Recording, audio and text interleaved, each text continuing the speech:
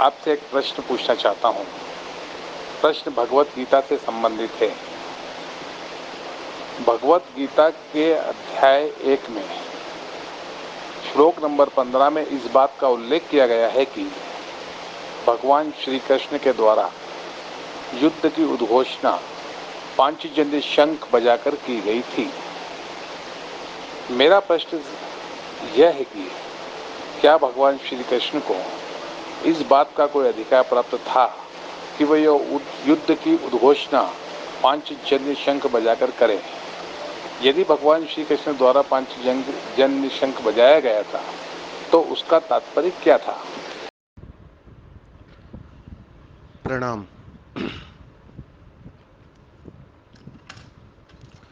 शंखनाद, शंख की घोषणा मतलब एक नई शुरुआत,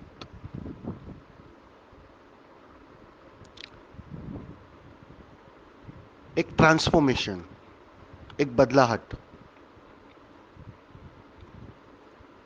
जब भी कोई चेतना की चरम शिखर पर होता है, जहां वह शरीर के तल पर दिखाई तो पड़ता है किंतु मौजूद नहीं होता, एक शुद्धतम रूप में, अपने चैतन्य के, अपनी आत्मा के शुद्धतम रूप में जब भी कोई भी, कृष्ण क्या, कोई भी मौजूद होता है तो अस्तित्व उससे काम लेता है। जो कुछ भी बदलता है उसी ऊर्जा के माध्यम से बदलता है, क्योंकि वहां शुद्धतम रूप है। सोना 24 कैरेट में है, उसी से काम लिया जाता है, अस्तित्व उसी से काम लेता है। तो कृष्ण उस चैतन्य के शिखरतम रूप में थे। वो एक युग की बदलाहट के संचालक थे, तो अस्तित्व उससे काम लेता है। जब भी चेतना शुद्धतम रूप में होती है, उसका कर्ता मिट जाता है। कर्ता नहीं होता है तभी यह घटना घटती है, वह निमित्त मात्र बन जाता है और अस्तित्व उसके माध्यम से उसको बांसुरी बनाकर कोई भी सुर छेड़ता है, वो माध्यम भर बन जाता है, बांसुरी बन जाता है। तो कृष्ण वो बांसुरी थे। दिख रहा है कि कृष्ण बांसुरी बजा रहे हैं, मैं तुम्हें कहता हूं कृष्ण बांसुरी भर थे। अस्तित्व कोई बड़ी बदलाहट चाह रहा था, अति, एक गहरी अति, और वह हो ही तब सकता है जब अहंकार के तल पर तुम मिट जाओ। इसलिए जो भी मिट जाता है अपने मैं के तल पर, अहंकार के तल पर, उससे बहुत कुछ अस्तित्व काम लेता है। अब उस अस्तित्व के काम को तुम अपनी बुद्धि से समझ ना पाओगे। उसे समझने के लिए तुम्हें उस अवस्था में जाना पड़ेगा, प्रवेश करना पड़ेगा, उस अहंकार शून्यता की अवस्था में। कृष्ण क्या करते हैं, किस लिए करते हैं, वह समझना कठिन है। इसलिए कठिन है क्योंकि वो बात किसी और छोर की है और तल की है। शुद्धतम ऊर्जा बहुत कुछ बदलती है, बदलाहट लाती है। असली क्रांति बुद्ध पुरुषों के कारण होती है। जब भी पृथ्वी पर कोई भी जीवित बुद्ध मौजूद हो जाता है, बहुत कुछ उसके आसपास बदलना शुरू हो जाता है। उस बदलाहट की घोषणा भर है ये शंखनाद। बहुत कुछ बदलेगा, बस उसकी घोषणा कर रहे हैं कृष्ण। मैं मौजूद हूं। वो मैं कौन?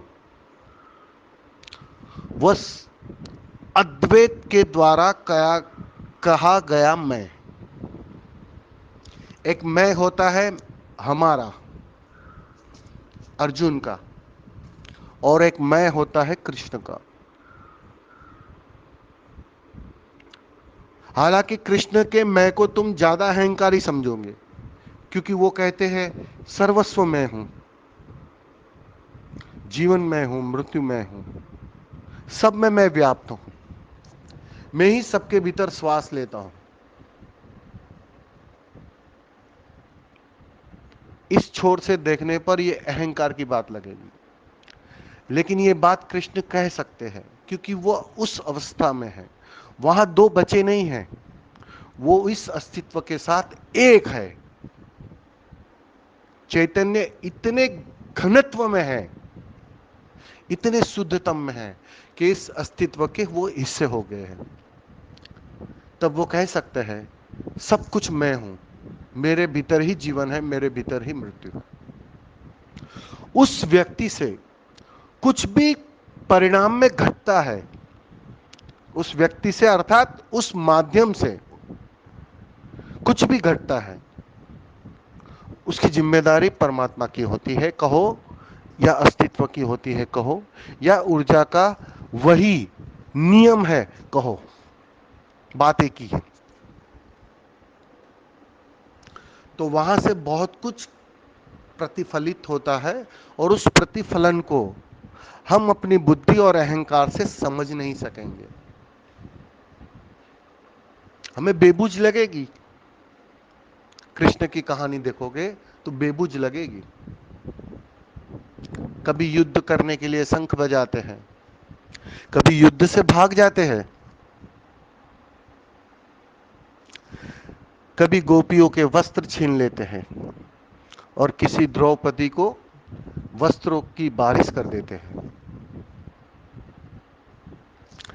कभी कहते हैं झूठ नहीं बोलूंगा और झूठ पर झूठ बोलते जाते हैं। कभी कहते हैं शस्त्र नहीं उठाऊंगा और शस्त्र तक उठा देते हैं।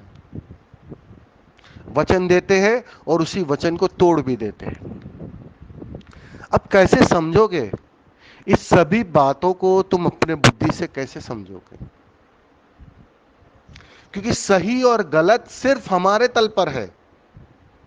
तुम जिस दृष्टि से देखोगे उसी दृष्टि से वो सही गलत दिखाई पड़ता है। कृष्ण जिस तल से बात कर रहे हैं वहां सही और गलत का कोई पैमाना नहीं है, वो सही और गलत के परे है।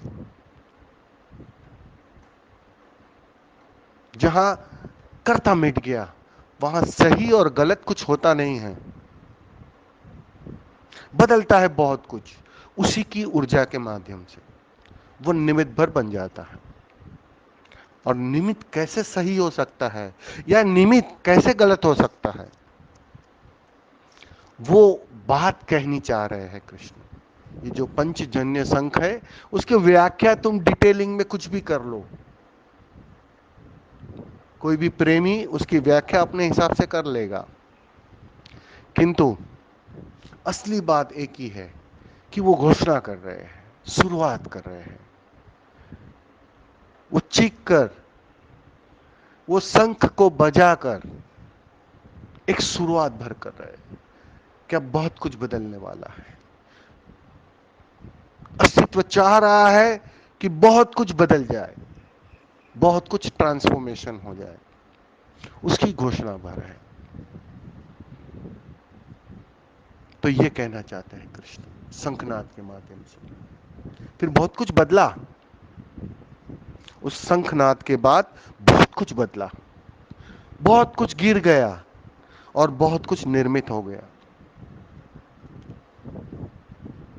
बहुत सारी धारणाएं टूट गई, नई धारणाएं जन्म लेने लगी।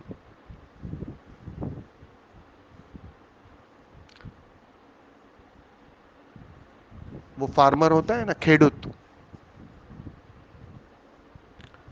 वो अपनी फसल को काटता है और एक नई फसल के बीज बोता है। ऐसा ही कुछ अस्तित्व के माध्यम से समय के साथ बदलाहट होती। तो उस बदलाहट की घोषणा भर है ये शंखनाद।